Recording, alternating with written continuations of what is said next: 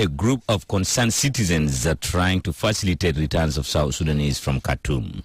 The group said they have so far successfully evacuated 791 people, mostly women and children. Now joining us this morning is the head of the organization's information committee, Jok Monychok Kuol, is here with me in the studio. Jok, good morning. Good to have you on the Miraya Breakfast Show. Good morning, Sebit. Yes. Now, thank you for joining us. Just briefly tell us, you have been coordinating with people in Khartoum and trying to bring some people back home. But what's the current situation of South Sudanese in Sudan? The situation is really bad, as you have heard from one of the people that you interviewed.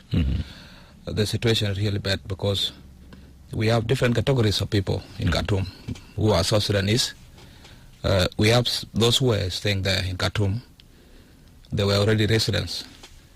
And we have those who went there for medical attention and other categories that may be having different reasons for going there. So now the situation is really hard because of the war.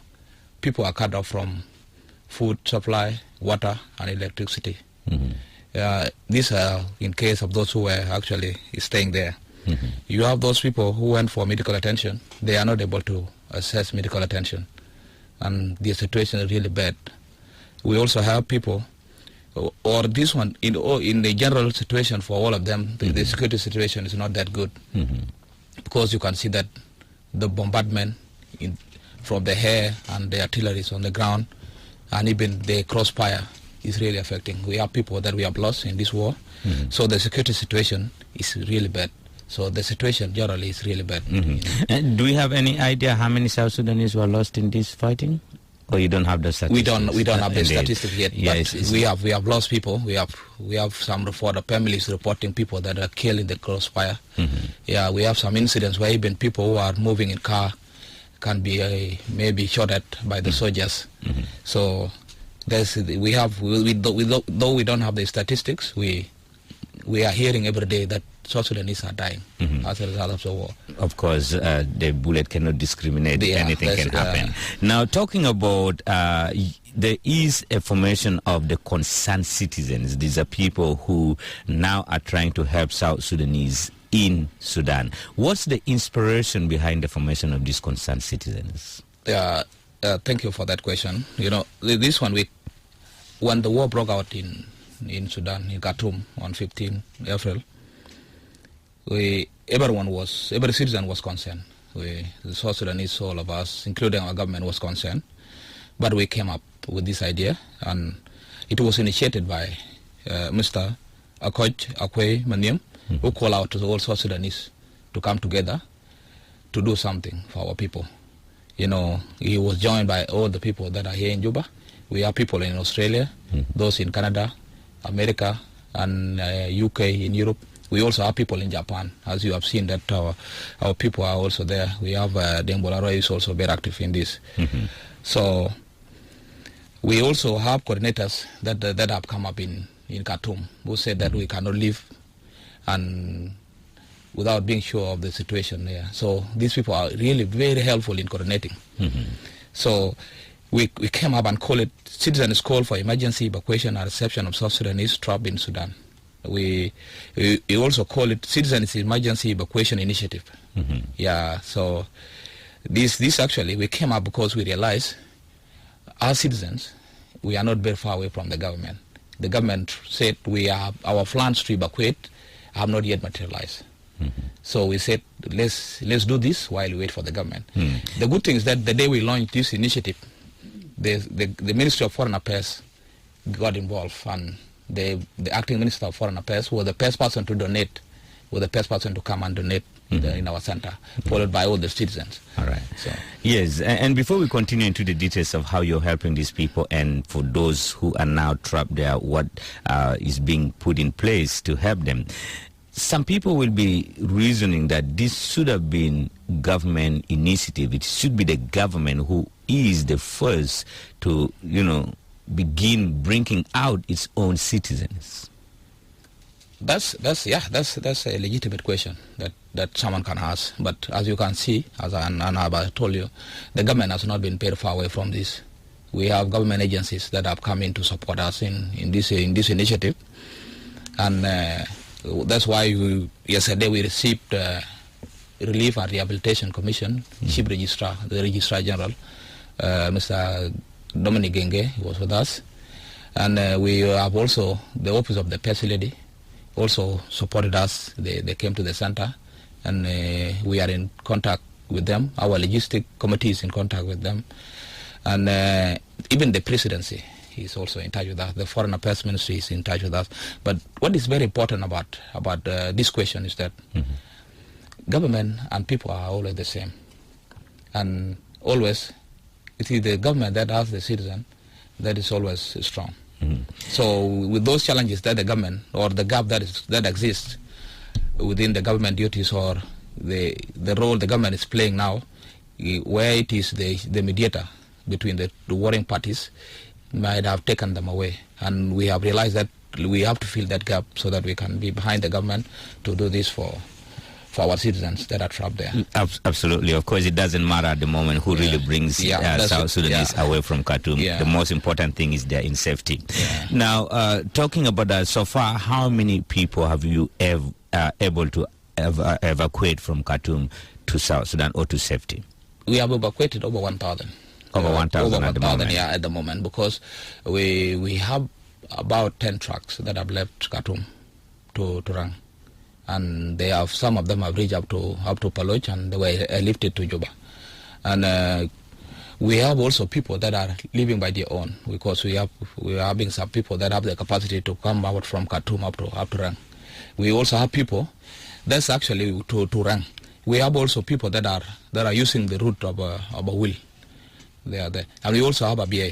Although we have not officially brought people through a BA route, there are people that have come by their own, maybe in family cars, or they have managed to come. So we have a lot of people that have come in, but with the initiative, we have brought in over 1,000 people. All right.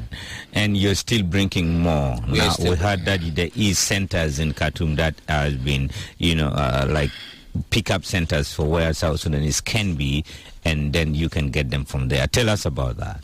Yeah, we have 3 centers because according to the coordinators that are on the ground, the 3 centers that they have access, because according to they are accessible.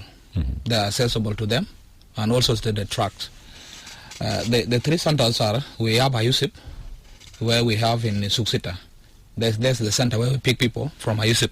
So the people around those areas, the people that are nearer to Ayusip, are always has to come to this center so that they are collected or they are evacuated.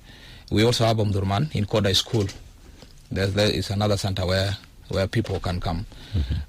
We also have Kalagala. We have different stations in Kalagala. One of them is Andalos. Yeah, this is where people come. So these are the 3 areas where we evacuate people from, because the other areas, according to the assessment that we have made with the people on the ground, they are not easily accessible. So and how long will this continue, this evacuation and this initiative? It will continue as long as we still have our people in Sudan, and as long as our people there's still war. Yeah, because our target is to make sure that all South Sudanese who are in Khartoum or in Sudan are brought back to safety, are evacuated. Yeah, and is there any plan for these people once they come to South Sudan, or the most important thing, you're bringing them to South Sudan, then they can go on their own? Because some of them just can come without anything at the moment. Is there any other help that this initiative is offering? Yeah, we are offering a lot of help, because this one is also going to be an advocacy group, because we have been able, because of our call has actually brought in a lot of stakeholders. That's why we have a government agency, which is RRC. We also have humanitarian agencies such as UN, IOM, and all this. So actually we have those plans, but at the moment we are emergency initiative, where our main target is to evacuate people to safety.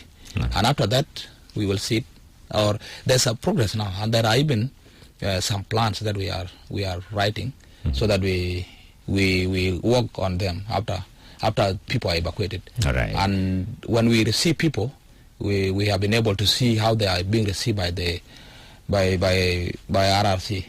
Yesterday we were at the airport and we witnessed the food distribution and even the cards that are being given to the families so that they will be able to. So you bring these people up to these centers in South Sudan and then they are evacuated to Juba. Is that right? Yeah. At the moment we have people that have come up also, although they are working separately, but we have communication.